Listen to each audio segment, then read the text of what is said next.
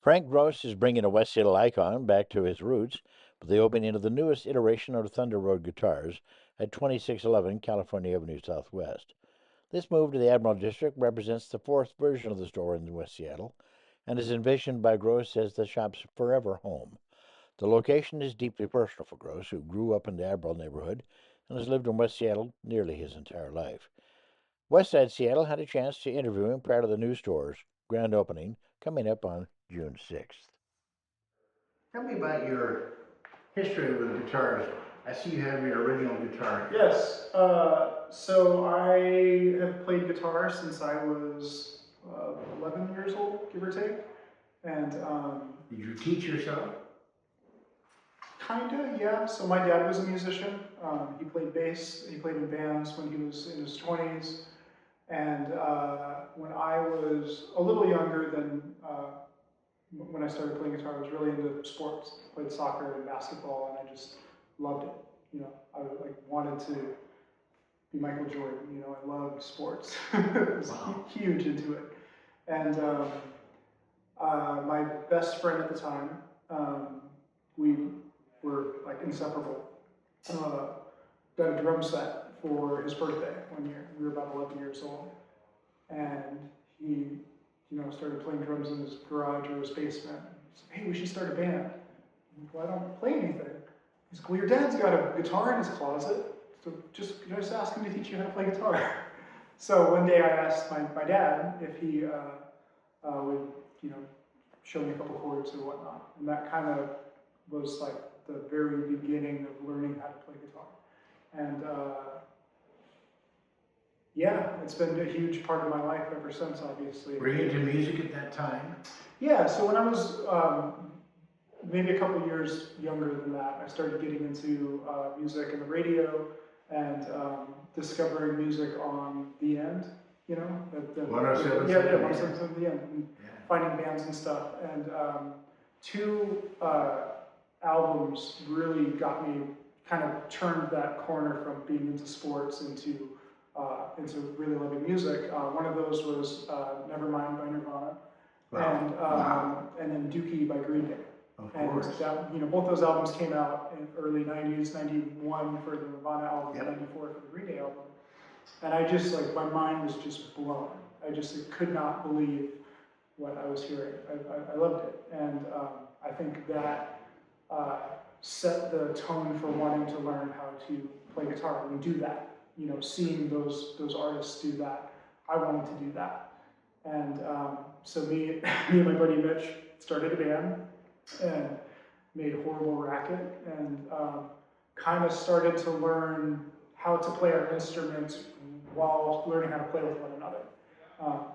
So it was originally it was just the two of us, and then we were, like I said, 12, 13 years old, so we were probably in seventh grade. And then another buddy of ours came on and was playing bass, and then he started singing in the band. And I played in that band for most of my teens. We played shows, we printed shirts, we recorded music, we booked our own tour. And this is all before I was 18. What? And yeah. You had your own merch when you were 13? Yeah. What was the name of the band? It was called Bent Cactus. Bent Cactus? Yes. With a K. With a K-A-C-T-U-S. Of course. Yeah. Required, yes. And we played shows, we booked shows, we played a lot for kids, and we print flyers and give them to our friends in school, and that was so much fun. And it was just like a huge part of my teens and adolescence and stuff. So in between doing that, I brought up my dad, and I brought up the guitar shop that this guitar came from. My dad and the fellow who owns that store were really good friends, and he'd occasionally be like, "Hey, you should hire my kid. You should hire my kid. He'll tune guitars and he'll sweep the floors and clean the toilet and all those things that nobody really wants to do." And on the way home from school, I was in high school at the time, I would pop down there and say, "Hey, can I get a job?" So I was, at the time, after school, at that time I was bagging groceries at the Admiral Thriftway, which is now Metro Market. And that sucks. Bagging groceries isn't fun. Working at a guitar store is a lot more fun. Oh, yeah. And so anyways, finally, you know, he was getting ready to open a second location of that business.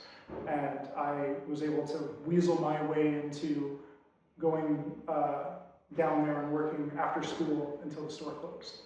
And I would tune guitars and sweep the floor and do all the things that nobody wanted to do. And you know, all my friends were working at grocery stores or you know, fast food, and I got to work at a guitar store. And that was such a cool, fun thing. Now at that time, I had no desire to do this, but professionally. I thought it was a cool place to work. I liked being around guitars. I had my band, and I wanted to be the band. That's what I wanted to do, was be a musician. And yeah.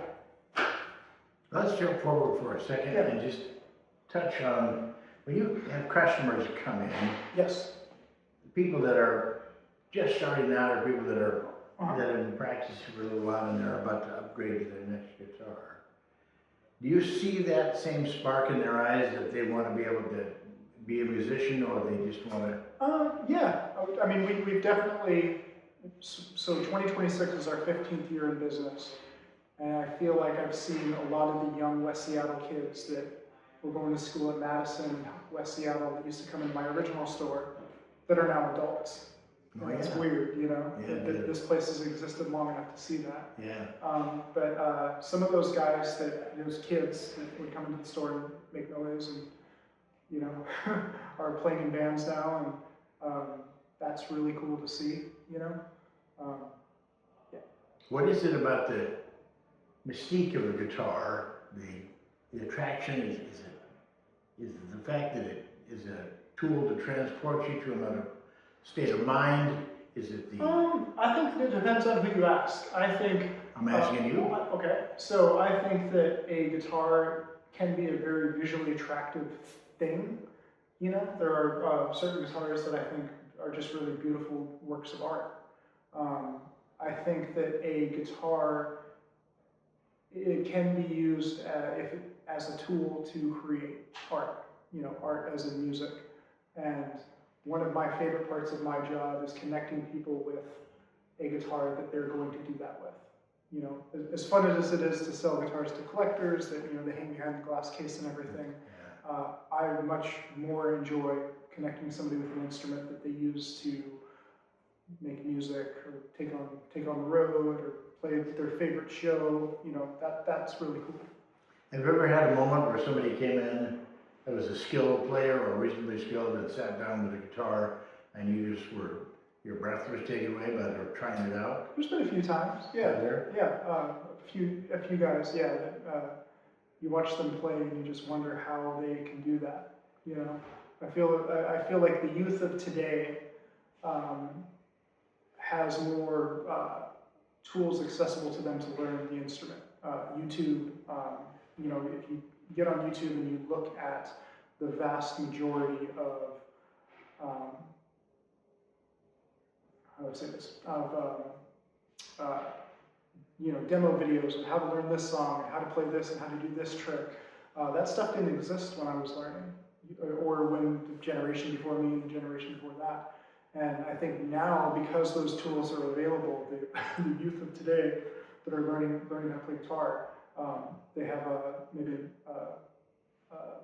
an advantage, I guess. You know. You see videos yourself on YouTube, like from kids in 12-year-olds in Vietnam, for God's sake. That are just Yeah, shredding. It's they're amazing. shredding like crazy. It's just unbelievable how good they are. Yeah, it's that's kind of what I mean. Is, Yeah. You know, that had to come from somewhere. You know, obviously it takes a lot of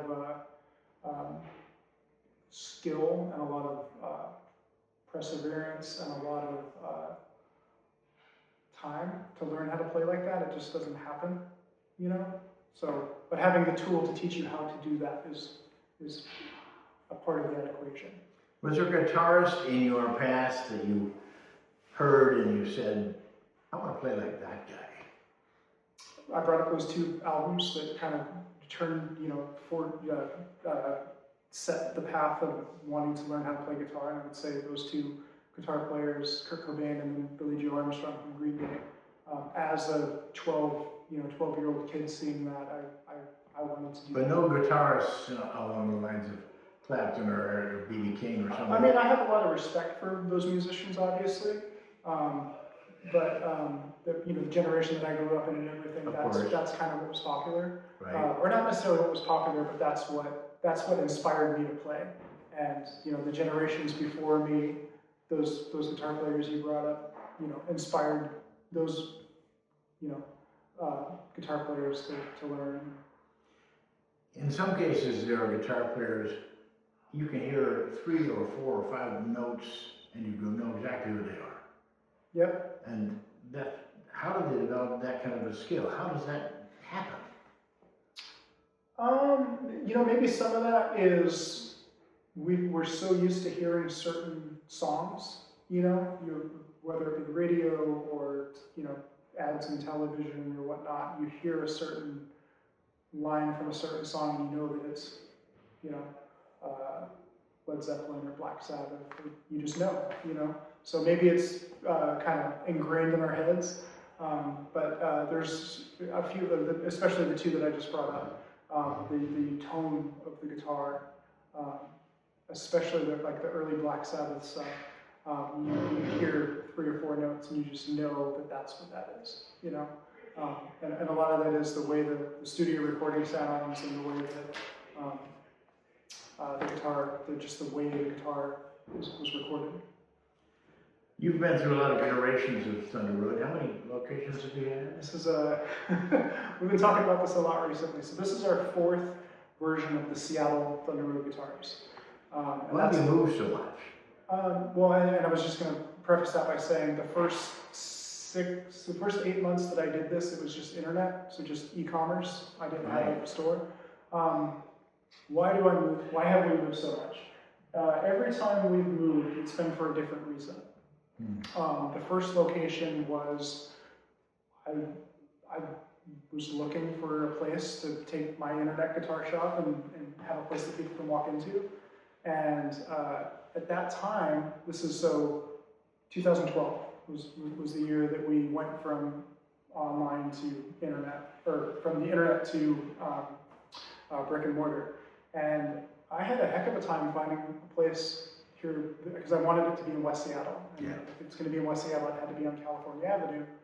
And I had a heck of a time finding a place that was that I felt like was the right size, that was affordable.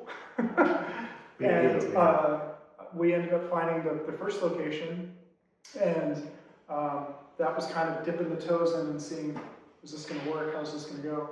And it started to go really well, and we ran out of space really quickly, and I thought, well, we need more space, and we looked for a place that was bigger, and we found the spot that we were in the Junction, and I was like, this space is huge, there's too much space. And Chad from the bass shop and I were friends. He used to come into the original location, and we knew each other back from, he used to co-own a business called Bass Northwest in Pioneer Square from the 90s up until the mid-2000s.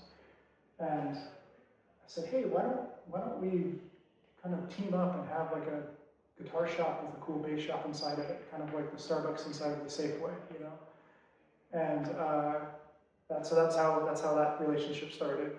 We were in the Junction from 2015 to 2019, and I loved that building. I loved being right in the heart of everything, and we had, without divulging too much into it, a tenant-landlord dispute, and I felt like we could move somewhere else on California Avenue, and we could do what we do and not be in that situation. And we did, and we moved down to Morgan Junction in 2019, and that building was a was actually two commercial spaces that we converted into one. One side of it was Kokora's restaurant. Yeah. And the other side of it was the dog wash. So neither one of which are a retail, establishment. So it took a lot of effort to turn that into a guitar shop. A lot of retrofit. Yeah. And when we moved there, I'd kind of resigned to the fact that that was it. We've moved this business now twice, and I'm not doing this again. And that was 2019, and then 2020 COVID happened, and the world got turned upside down. But your e-commerce business survived. Well, so for a lot of our friends in hospitality and fitness and all of those things, I feel like those areas of business were really, really affected in a negative way. And retail was like the exact opposite.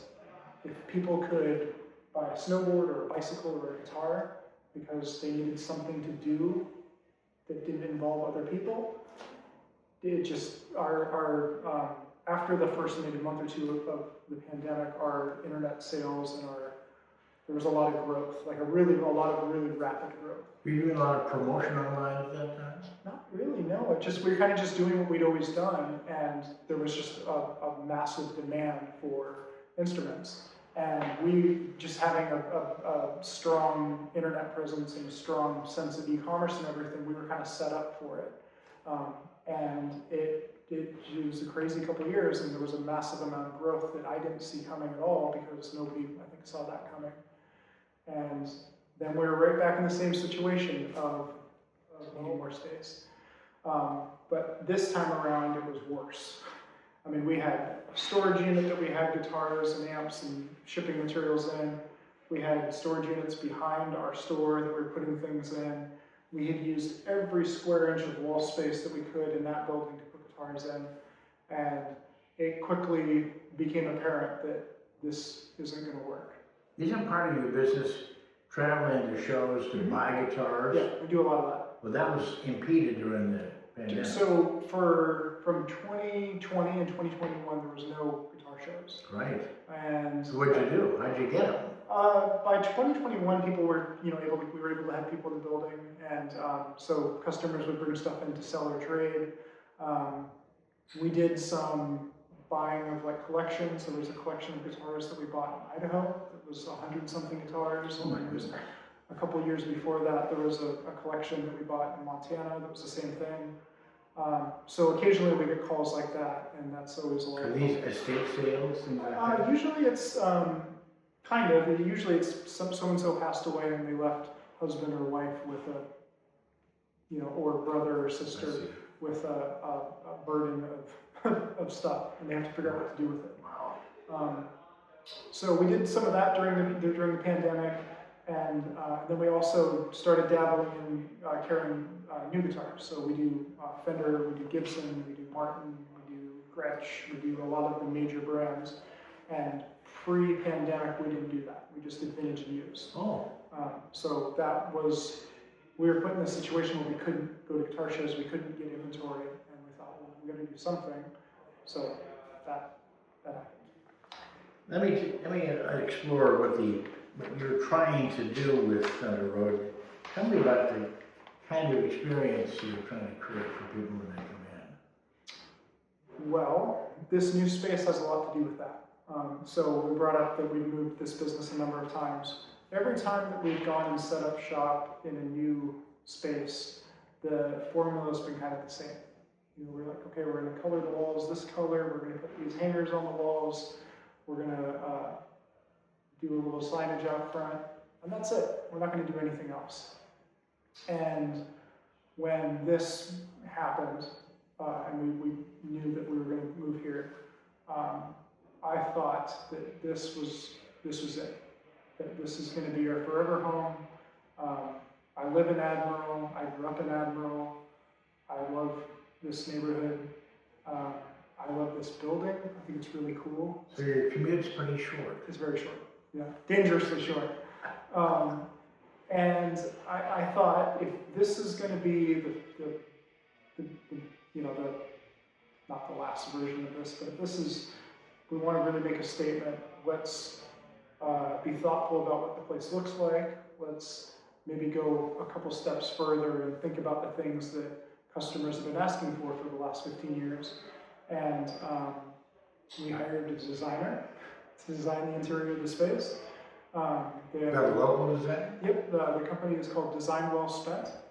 And they have done stuff for Voodoo Donuts. They've done stuff for, I think, DeVille, D-E-V-I-L-E, wine. They've done stuff for a number of other restaurants, retail, and we partnered with them to design this space.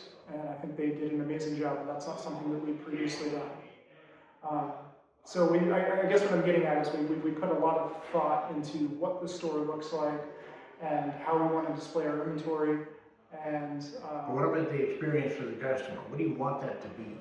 We want people to feel welcome, obviously, but we also want to have a wow factor. So when somebody walks in, they're just like, look at this wall of 200 guitars, and see stuff that maybe they haven't seen before.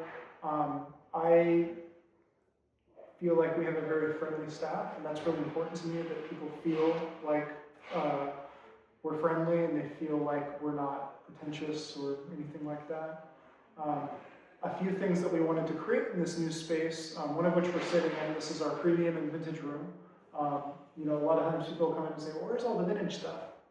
And we thought, well, let's put it all in one place. So when somebody asks, we can say, here it is.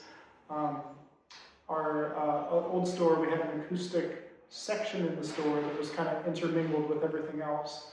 So if somebody's back there trying to play an acoustic guitar and you have somebody playing a bass and you have maybe two people plugged into electric guitars, it's impossible to hear what's going on. So we wanted to build an acoustic room, which the store has. So just kind of going a few steps further to create spaces for certain demographics of our customer base. Are you seeing trends in the vintage market right now? Are there guitars or types of guitars that are becoming more popular or fading in popularity? A lot of the classic American brands have always been, as long as I've been doing this, have been popular. The Fenders and Gibsons and Martins, and it feels like there'll always be a market for that, and that's a lot of the stuff that I really love. But then you have boutique brands that are small batch, small builders that are doing really cool, innovative things, and those are fun to have in the store too. So you have some of those in stock here. This brand here, this brand is called Novo. They are built by a fellow by the name of Dennis Phantom. And they're just really cool, and they're really unique, and they have kind of a retro vibe, but they don't really look or feel like anything else. How do you keep them all tuned? Are you with a tuner? So, if it's slow, which, obviously the goal is there's always people in here, and there's always things going on, but when there's not, we have staff run around and throw a tuner on the guitar and make sure it's in tune. And I guarantee if you walk around right now, because we just moved everything over here, and you check some of these, I'm sure some of them will be maybe a little out of tune. Well, this is a climate controlled room, so that helps a bit. Yep. The temperature doesn't vary too much. That's right. Guitars, by their very nature, sort of. They're made of wood. Yeah. And they crack. Yeah. That's what happens to them. Yeah. So, are the guitars in here that you would say are probably the peak of the classic market? There's a lot of things in this room that I really like. I'm a big fan of 50s and 60s era Gibson branded or Gibson built guitars. So a lot of these up here are either Gibsons or Epiphones. Gibson bought the Epiphone brand in 1959 and then built a lot of Epiphone branded guitars throughout the late 50s and throughout the 60s. And they look like Gibson guitars, but there's a few things about them that are slightly different. I like them a lot. I think they're very cool. So a lot of those up there are that. Let's see, we have a 60s Gibson Firebird here, 59 Fender Jazzmaster, 1906 Fender Jaguar, a 1967 Fender Coronado, a 1956 Gibson Les Paul, So what I like about it, I guess you would call it the golden era Fender and Gibson instruments. Okay. Seattle is a unique market. It's different than San Diego or Austin or Yeah, sure. New Orleans. Are there guitars that people in Seattle tend to look for that are different than the other places you've been or the shows you go to?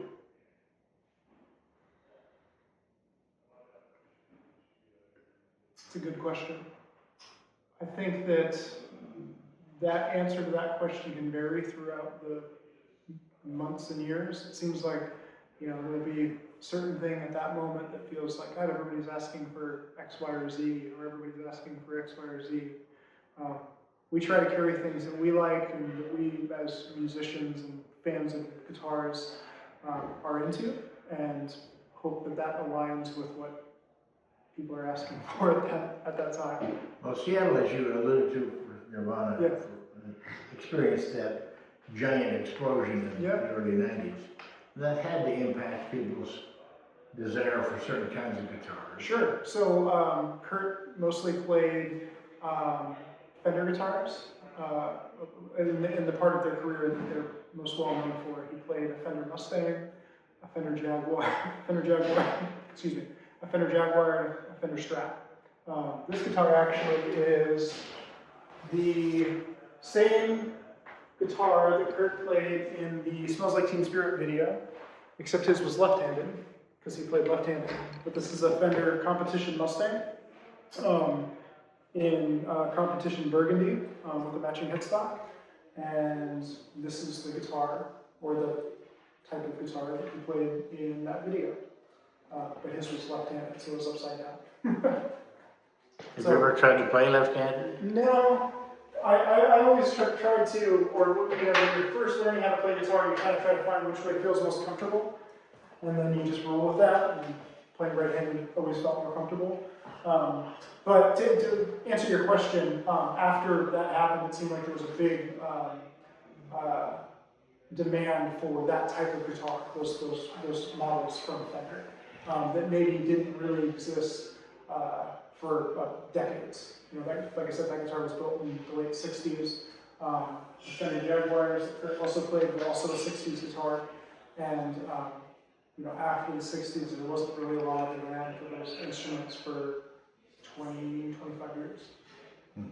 So, How do you balance being an online retailer with being a brick-and-mortar retailer as well?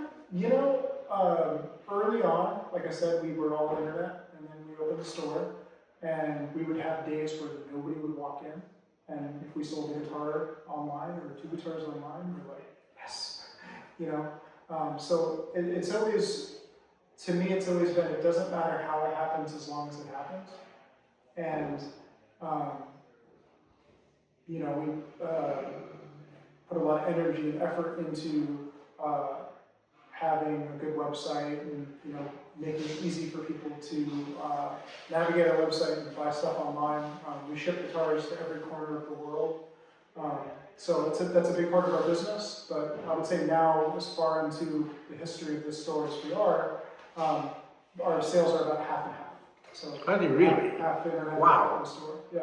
We have a really super strong social media presence, thanks to Brian Corey and Yeah. all of you're all sort of internet stars, and everybody in here is half musician, half comedian. Yes. I think it's Yeah, we try to make it fun.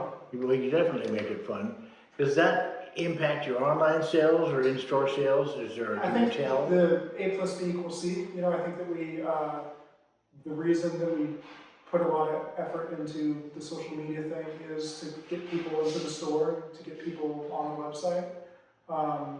And I think it's important to not take yourself too seriously. Well, you're not playing a lot of guitars in those videos. Some of them we are. I mean, a lot of times it's I talking mean, they about, make an appearance, yeah, but we're talking about the guitar, or there's some comical aspect of something. But the internet has a lot of content of people. Here's this guitar and playing it and stuff, and there's enough of that. I feel like we try to do something just a little different to maybe set ourselves apart.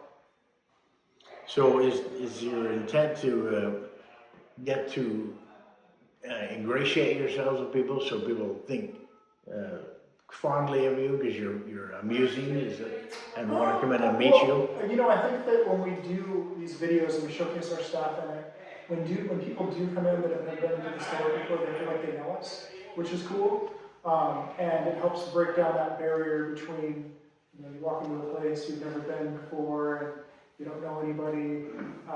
It can be a little intimidating, Yes. you know, especially for, you know, certain demographics of our customer base. When somebody comes in and they've watched our videos or they, you know, have seen us online, sometimes they feel like they already know us as people, and that really helps. Do they often come in and say, I saw that video, Yes. you're the guy? Yeah. Yeah, I haven't seen your face a lot on Instagram or Facebook or whatever. Yeah, that's good. Yeah. That must feel pretty good. When you made design choices here, and you made them after you saw some of what the design firm created, what were the must-have elements, the things you had to have? So we wanted to create these 2 rooms. That was a big one. We were really adamant that we had a big giant neon sign, which got installed yesterday, and is really beautiful. I don't really think there was any really like must-haves. We have 2 rooms, Yeah. 2 isolated rooms. Yes. So those are pretty important. Yeah. Those definitely were on the top of the list of things that we wanted. You have more guitars on the wall. We do have a lot more guitars on the wall. And this is going to be nitpicky, but I hate when you walk into an old store and there'd be guitars on stands everywhere. We did that because there was no more wall space. And if you look around, there's not any guitars on stands, and that's on purpose. I think they look a lot better on the wall. They do. Yeah. Yeah, it's a strong display, no question about it. How many guitars are in here? Let's see, there's 100 in this room, there's 100 in that room, and I think there's 150 on the wall, so that's 350. 1, 2, 3, yeah. And then the bass shop has about 50, so maybe 400 guitars. And you have everything from a very beginner's nylon string guitar. Yep, we do have beginner grade stuff, we have collector grade stuff, we have vintage stuff. We really try to have a little bit of something for everybody. And that's not always possible, and it's not always to have something that everybody is looking for, but we go to a lot of effort to try to make sure that if somebody's looking for something, that we have something that fits in that box. Have you had any famous guitars pass through your hands, guitars that went to a player that either bought them or you bought them from them? We've sold a lot of guitars to famous people. I don't know if we've had like I haven't had like David Gilmour's Strat or Kurt's Jaguar. Pretty important, yeah. But we have sold a fair amount of instruments to very well-known musicians, and that's always really cool. Do they come in personally, or do they have their people? Depends. Usually they have their people come in, or they'll order it online, or sometimes they make an appearance themselves. But sometimes it's incognito, you know. Oh yeah. Yeah. Do they come in and sit down with a pair of sunglasses? Yeah, no, not necessarily that, but they'll do an internet order and they'll use a fake name. we sold Slash from Guns N' Roses Oh, yeah. a couple of guitars over the holidays, and he used his real name on the Good. on the order, not just Slash. And that was really cool. Yeah, that was cool. Guns N' Roses is one of the most iconic bands. Yeah. of the Did you last- recognize his real name? Yeah. Yeah, it's interesting. Yeah, What about local well-known musicians? Do they come in here frequently? they do. We've been really fortunate that some of the more well-known Seattle bands, in particular Pearl Jam, you know, a lot of those guys live in West Seattle. Oh yeah. What is it about West Seattle and It's just Rochester? awesome. Seriously. We've Gary's- had Chris Gordell, we had Eddie, Yeah. and there are a number of others. Mark Arm from Mudhoney lives in West Seattle. Exactly. I see the Metro Market occasionally. That band's been really great to us, and they are just great people. And You ever get shout-outs from them in any of their materials or on stage? I don't know if we've ever had a shout out from them per se. Let's encourage them to do that. That'd be cool. If you're famous and watching this and And you got a Yes. guitar from Thunder Road. Give us a shout. Let people know. They deserve it. Yes. Absolutely. Okay, that's good. You and I talked previously about plans you have for events and Yes. special programs you're going to do. Tell me about what those are as much Yeah, as you can. so, this new space, we're kind of doubling, tripling maybe our total square footage, including the storage that we have here. And one of the things that we decided we wanted to do was host events. Host events with the vendors, the brands that we carry, clinics, maybe do like acoustic singer-songwriter things for Art Walk, kind of things like that maybe help get people in the store that maybe haven't been in before, to see us and meet us and see what we do. Yeah, so we just didn't have the space in the last store to, I think that was something that we wanted to do, but once we set up shop in there, it was really apparent that there was just no way that we could do anything like that. Now we have, every year we do a garage sale themed sale with the West Seattle garage sale, and as the years has gone on, that has grown to this juggernaut of a thing. I mean, it's absolutely crazy. Most of that, though, we had done in the parking lot behind the store. So, our store's this big, but we have a parking lot that was attached to our previous location. It was huge, so we'd set up all the garage sale stuff outside. And when we opened the doors this year to that, on the second weekend of May, we had 150 people waiting outside to get into this garage sale, themed sale. Wow. It was wild. That was one event that we did there that wasn't necessarily what we're talking about, but it was something that was a community-driven thing. It was a lot of fun. Would you think about renting the space out for an evening event? Potentially. I mean, I think that there's a lot of expensive things in here, and we don't want those things getting damaged or walking away. So, depends on who it is and what they want to do. But if it was a well-known person, for example. Sure. Yeah. You'd think about doing Yeah, it. they can put a credit card down just in case there's anything that gets damaged, and then go nuts. Yeah. There's always a deposit involved. Yes. For some reason. I like that. Okay, tell me about the toughest moments you've had running this business. What's the hardest things you've experienced? The first couple weeks, COVID, definitely, just because everything that I was just talking about with, the internet going gangbusters and everything, that hadn't really happened right away. Did the business just drop off a cliff? Yeah. Did it really? It did. Business, foot traffic, everything just like evaporated overnight. Did you think about closing? I think that was just there wasn't really a whole lot of information as to what was really going on. Yeah. And I don't have a college degree. I've never done anything other than this job in my adult life. So I didn't really have a backup plan. So when COVID happened, it was like, well, I guess we could close, but what am I going to do? Like built this identity and this store around, or this life around this store. And you have a family. Yeah, mouths to feed. So the first couple months of COVID, and then the West Seattle Bridge closing at the same time, it was brutal. That was scary. I was driving around and delivering guitar strings and guitars to people's houses. Were you really? Yeah. We were just doing anything that we could to keep things kind of rolling. Wow. We laid off our entire staff for a month, just could be in the interim of not really knowing what was going on. Just kind of hoped that things would get better. And again, for retail, they did. But that was really, really tough. Getting this place to where it's at right now was a monumental amount of energy, effort, resources. It was a lot of work, and this location has been this opening has been in the works for the last year. We had to wait. The business that was in here before, Mud Bay, was moving across the street. We had to wait for them to move. There was working with the designers, working with the contractor,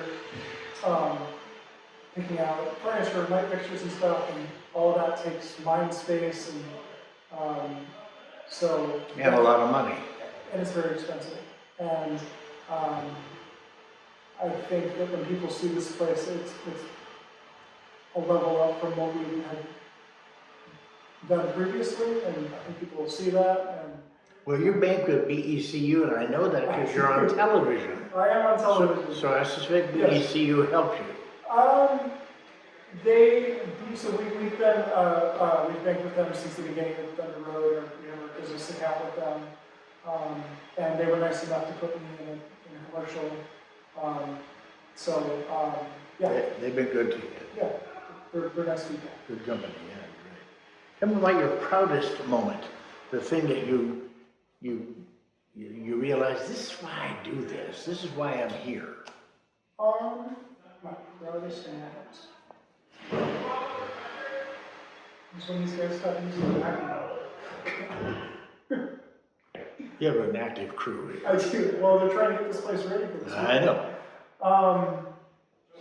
When we opened in the Junction, that was really monumental. I think I've lived in WestsideSeattle for 99% of my life. I grew up here, and when I started this business, I wanted to have the store right there in the middle of everything. And that was a really proud moment. It was really cool. Being able to offer our crew healthcare and 401k and stuff, that was a really proud moment. I think a lot of businesses our size aren't able to do that, and that's something that we're You're right. grateful to be able to do. So going in the dunk tank wasn't one of them? That was fun. We raised a bunch of money for the food Yes, bank. yes you did. That That wasn't one of your highlights. I went in the tank probably 80 times, and by the end of it, I was just done. There was My God. the last group of people that came to do it was a young kid and his mother, and he kept trying to throw the ball and it wouldn't dunk me. So the kid kept running up and dunking me, and I'd get back up on it, and I didn't say anything, and he'd dunk me again with his hand. And this happened about 4 times, and I'm just like, I think I'm done.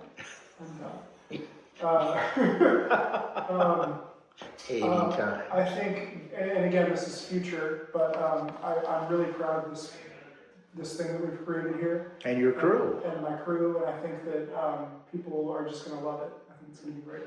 I think that this new location and this store is my love letter to the guitar shops that I grew up in, working in, and the guitar shops around the country that I admire, and it's very cool.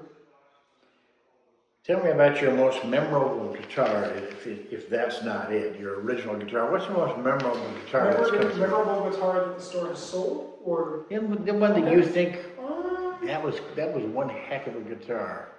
last year we sold a 1957 Les Paul Gold Top, which is a very valuable instrument, to a very well-known movie star, and that was pretty cool. That guitar came from came from a collector in Seattle that had purchased it from a gentleman that had had it since it was new. And Wow. there was pictures of the guy playing it in his Oh, band. There was, memorabilia of him and his group and everything, black and white photos of him in 1958 playing this guitar. That was really cool. And Do you have any autographed guitars that people are I don't selling? really know. Autographed guitars are a funny thing. I think people think that they have a lot of value, But they don't. A lot of times you see autographed guitars, and they're really, really, really inexpensive guitars that, have been autographed by so and so. Yeah. I don't have any autographed. Actually, I take that back. There are 2 autographed pieces in the building right now. One of which is autographed by Brian Setzer. Oh, It's a wow. French guitar. And then an amplifier autographed by Billy Gibbons that we're giving away at the grand opening this Sunday. Are you really? Yes. What else are you giving away? So Saturday we're giving away a Fender Strat, a 2-rack amplifier, a handful of pedals to one person. That person's going to win that whole bundle. My goodness. All they need to do to win that is show up and put their name in the hat. And then we're gonna draw the winner for that on Saturday night. And then Sunday, we're giving away the Gretsch and the magnetone amplifier that was signed by Billy Gibbons. And all you gotta do is show up, put your name in the hat, and then Sunday night, we're gonna draw the winner for that. But no online giveaways. We're doing it all in store. We wanna get people here. Good plan. And giving away free stuff is a good way to do that. That's a great way to do it. What's your repair philosophy? We have a great tech. His name's Dan, and he's been with us for 2 years now. He's here full time. He works on every guitar that's in the store if they need it. He works on customer guitars. He works on a lot of the rock stars and the area's guitars, and he's great. Okay. Yeah. Tell me about your hours and how people get in touch with you. So our business hours are Tuesday through Saturday, 10 to 6, Sunday, 11 to 5. We are closed Mondays currently. We've talked about maybe going 7 days a week. We'll see. We'll see. Our website's thunderroadguitars.com, and you can reach us there, or you can shoot us an email or give us a call on the phone.